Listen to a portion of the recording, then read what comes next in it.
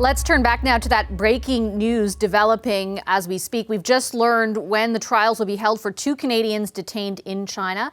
Michael Spavor's trial will begin on Friday. Michael Kovrig's will start next week. Let's get some perspective from Guy Saint-Jacques. He served as Canada's ambassador to China from 2012 to 2016. He's with us from Montreal. Hi, Mr. Saint-Jacques. Thank you very much for joining us on such short notice. Really appreciate it. The invitation. So we just got this in our inbox. The Globe initially reported it. Now Minister Garneau's office has confirmed it. Minister Garneau saying we believe these detentions are arbitrary and remain deeply troubled by the lack of transparency surrounding these proceedings. How significant is it that a trial date has now been set for these two men? Well, I think it's a very worrisome development because it means that it will become a lot more complicated to try to extract them from China.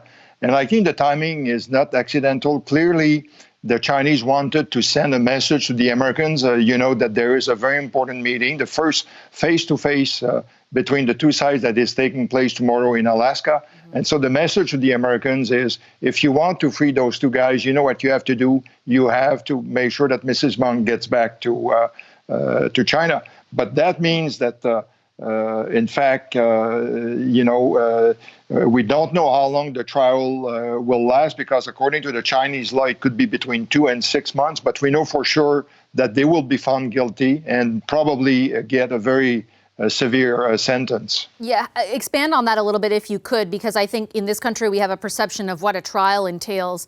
It's a very different process in China. Will there be any transparency, for example, around the proceedings? Will we know what will they be able to have representation? What will we be able to discern about what goes on? Well, it's a very different system over there because, in fact, Michael Kovrig and Michael Spavor may be able to see their lawyer just before the trial, but their lawyers will be told that they cannot have access to the evidence because they will say that it involves national state secrets. And we know that it's preordained because once you are formally charged in China, you are found guilty in more than 99.2% of the cases. So it's preordained. In this case, we know also that it's a very high-profile case. That means that it will be supervised by the Chinese Communist Party. Unfortunately, we have to brace ourselves for some bad news down the road. But there's no clarity on when they will announce the sentence because based on my experience in the past, they can take years before rendering a decision on the sentence. And I think all this to say that, in fact, we are in the hands of the Americans if we want to see some kind of outcome at some point. And so you really think this is about tomorrow's meeting? This is about sending a message to the Americans about this case?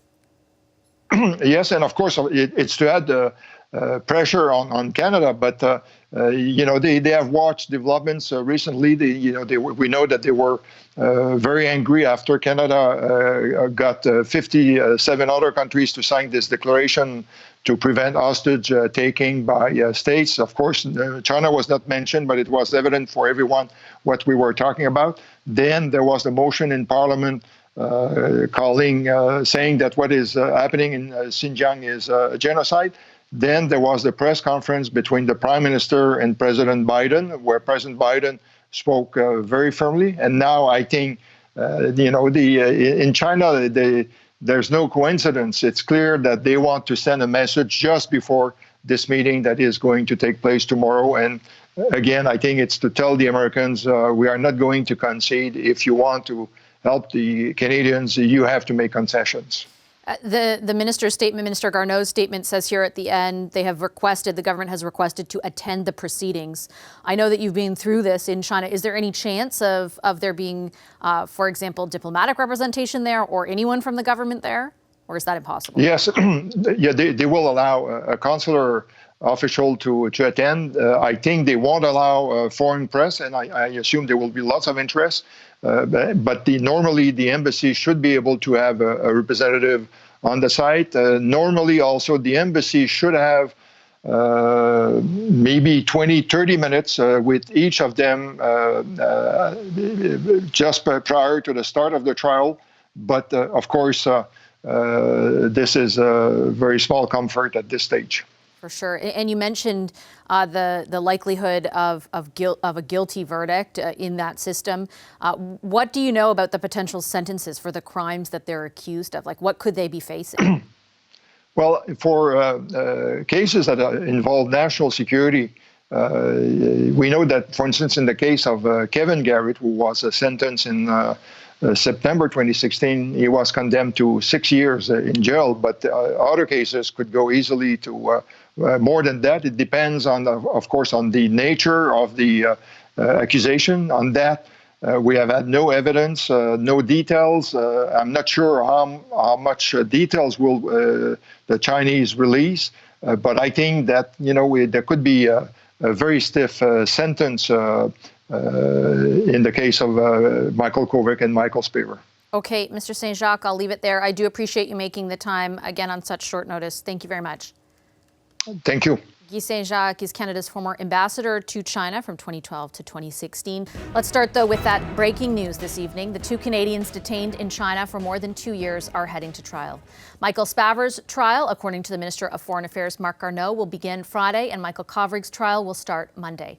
China has accused the two men of spying, charges widely seen as retribution for this country's arrest of Huawei executive Meng Wanzhou. I'm joined now by Michael Kovrig's wife, Vina Nadjibulla. Hi, Vina. Good to see you. Thank you very much for making the time. I wish it were under different circumstances. Hi, Vashi. Thank you for having me on the show. Did the news take you by surprise today? Today's a difficult day. The news of the trials has definitely been overwhelming, a lot to process. I mean, we suspected that this day was coming and it was coming soon, but it's still a lot to take in. And it is emotional. It's hard to fully express what this means. And what I keep coming back to is, as hard as it is for all of us here to make sense of this, Michael is having to process this development and the fact that he's going to trial on Monday completely by himself. And that is really the hardest thing to imagine in all of this. I can't even imagine. What do you, from your perspective, how significant is it that the trial dates have been set? Well, I mean, obviously, we've known that this was going to come. In the Chinese system, once you are formally charged, then a sort of set of processes begin, and they follow a timeline. So this could have happened anytime 3 months after the formal charges were laid, back in June of 2020. And March 22nd was actually the next 3 months deadline. So they could have either tried to extend that deadline or something had to happen. And what we're seeing now is that they've decided to proceed and to schedule the trials rather than ask for another extension of that date. Do you think it has anything to do with this meeting between the U.S. and China tomorrow? It's difficult to speculate. As I said, the legal process in China works on a certain timeline. There is obviously discretion, but I think the March 22nd date has been on our calendars for a while, and they are clearly choosing to proceed, but there are many factors that I'm sure went into that decision. Whether the meeting in Alaska is one of them is hard for me to speculate, in part because that meeting was arranged fairly last minute as well. So, but I think what's important to note here is that the process in China is moving ahead, and that is scary and worrying for all of us here who are working for securing the release of Michael and Michael Spavor. While we are working and being patient and trying to do everything we can, the other side is moving ahead, and that is very concerning. Yeah, I was going to ask if you're worried that this makes what you're trying to do even harder. Again, I mean, I think as we have done for over 100 days, we, regardless of what happens, regardless of setbacks, our focus has been on the North Star of getting Michael home. It has been incredibly difficult with many unknowns. We essentially live with so much unknown and anxiety about what may happen each day. But what needs to remain the focus is that we got to bring Michael and Michael Spavor home. And if anything, this underscores the urgency. This shows that, there is a real process and there are lives on the line. And as we do what we can and engage in diplomacy and kind of move the system here, other things are moving ahead and we are running out of time. Does that necessitate a different approach, do you think? And I'm not necessarily directing that at you. I know your efforts are ongoing, but from your perspective of the government, for example, or of other countries or anyone else involved in those efforts? I mean, there are three governments essentially involved in this, China, US, and Canada. And our government has been steadfast in saying that this is a top priority. I am grateful for that. I hope that that commitment and that statement of priority will soon translate into the result that we're all seeking, which is securing the freedom of both of these men. The United States plays a critical role. We are seeing many discussions and conversations between our government and the US. And certainly the statement made by President Biden about a month ago was incredibly significant in that respect, having the commitment of the US at the level of the president to the fact that securing the release of these two men as a priority was a significant development. And I hope that can be translated into action. It will require that kind of diplomatic engagement, concerted diplomatic action on the part of all three countries to bring this to an end, this arbitrary, unjust detention, this suffering that Michael and Michael Spavor have endured for over 2 years to an end. I guess what I was picking up on is when you describe this as underscoring the need for urgent action, right? The need for urgency, because while those efforts are underway, clearly China keeps pushing forward with its agenda here. And so I guess where I'm coming from is wondering whether or not that, necessitates some sort of change or some sort of, I don't know what the right way to describe it is, just that it seems incongruous, right? Like those efforts are underway and people are saying the right things. But at the same time now, we're reporting tonight what's happening. These trial dates are being set, and the next step is the trial happens, and then they're convicted because that's what happens in China. So that's what I'm approaching it from. Just wondering what you think of that. Absolutely. I mean, it is difficult to contemplate, and if left to its own process, we do know the ending. As you said, the conviction rate is 99.2%, but the process cannot be left to the legal proceedings in China. We know why this is happening. We know why Michael is detained. Both Michael and Michael Spavor are detained, and that there is a solution to be found, that will require diplomatic engagement and negotiations. And what essentially this underscores is the urgency and the fact that we cannot wait any longer, that there are human beings on the line and their lives, and all of us who are working to bring this to an end are making that point. You mentioned off the top there that you were thinking, of course, of how Michael is receiving this news.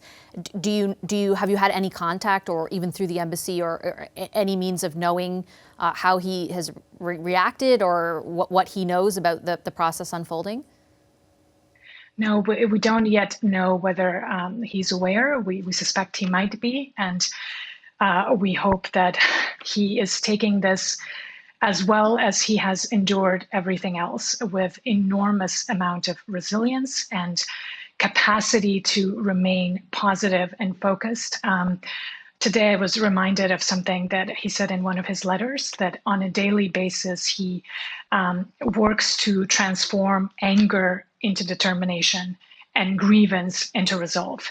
And on a day like today, that really inspires me, because as much anger as I may feel, he has right to feel so much more. And he's working really hard to stay determined and to be resolved to be free one day and to come home. And have you or the embassy, you through the embassy, received any kind of assurances that there might be any Canadian representation at these proceedings? I know that the Minister of Foreign Affairs had said that they're asking for that.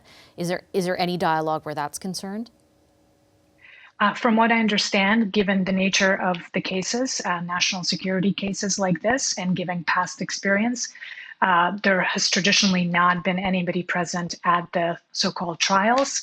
They are allowed to come in for the sentencing phase, which is a separate occasion. So, but for the trials, which are happening on Friday and Monday, it's my understanding that there will not be any representation or any media. In fact, everything will be held in private. Is that hard for you to think about? So many of this is hard. This is just the latest development in what has been an incredibly difficult journey. But what I tried to focus on is what will get Michael free. This is significant, but ultimately we've known that this day may come, and we just have to live through it and continue to do what we can to bring them home. I hope Michael will be strong, and I hope consular access to him will be granted as soon as possible so that he can be reassured that we're all with him, that this does not change anything as far as we are concerned, or Canadian government is concerned, or so many others around the world. He is innocent. His detention is arbitrary and unjust, and no matter what transpires on Monday, that fact remains true, and on the basis of that fact, we will continue to fight for his freedom. Okay, Vina, I'll leave it there. I can't even imagine how difficult a day this is, so I really appreciate you sharing a few minutes of your time with us and with our audience. Thank you very much. Thank you so much. Vina Nadjibulla is Michael Kovrig's wife.